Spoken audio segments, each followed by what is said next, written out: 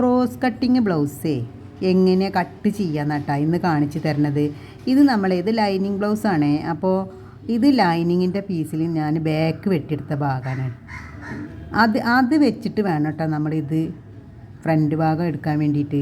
അപ്പോൾ നമ്മളിതാ ഇങ്ങനെ തുണി ഇങ്ങനെ ക്രോസായി വരുന്ന ഭാഗം നോക്കിയിട്ട് ആ ബാക്ക് വശം വെച്ച് കൊടുക്കുക.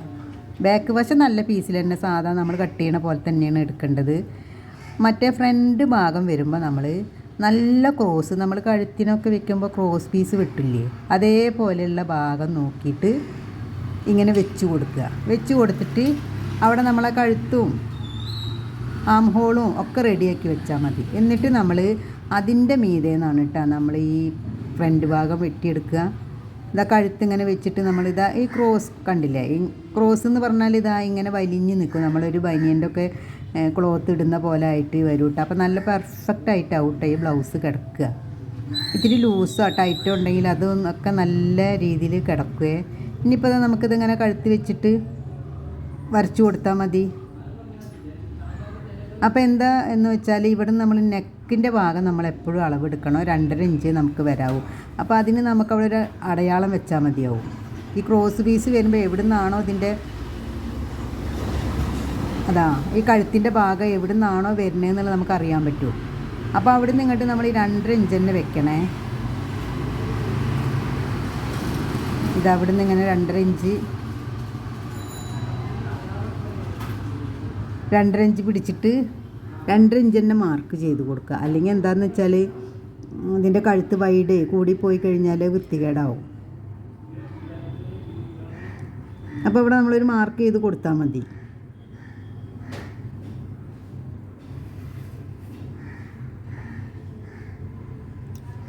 ഇതാ അവിടെ നിന്ന് അതേപോലെ അളവെടുത്തിട്ട് 2.5 ഇഞ്ചായിട്ട് വെച്ച് കൊടുത്തിട്ട് മാർക്ക് ചെയ്ത് കൊടുക്കുക. എന്നിട്ട് അവിടെ നിന്ന് വേണം കേട്ടോ ഈ ഫ്രണ്ട് കഴുത്തിൻ്റെ ബാക്കി കഴുത്തെടുക്കാൻ വേണ്ടിയിട്ട്. ഇതങ്ങനെ വെച്ചിട്ട് ഇതിപ്പോൾ നിങ്ങൾക്ക് അറിയാൻ വേണ്ടിയിട്ട് ഞാൻ കാണിച്ചു തരികയാണ്. ഇതിൻ്റെ ഫുള്ളൊന്നും ഞാൻ കാണിക്കണില്ല, പക്ഷേ ഇതിൻ്റെ തുണി എങ്ങനെയാണ് എടുക്കുക എന്നുള്ളതാണ് കേട്ടോ കാണിക്കണത്. പിന്നെ ബ്ലൗസ് പഠിച്ചവർക്ക് അറിയാൻ പറ്റുമല്ലോ, ബാക്കിയൊക്കെ സെയിമാണ്. ബാക്കിയെല്ലാം നമ്മൾ സാധാ ബ്ലൗസ് തയ്ക്കുന്ന അതേപോലെ തന്നെ കയ്യും ബാക്കും ഒക്കെ വരിക സാധാ ബ്ലൗസ് പോലെ തന്നെ.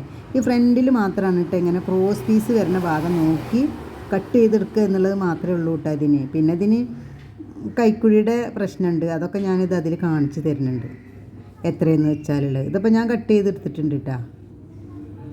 ഇതാ കൈക്കുഴിയാണത്.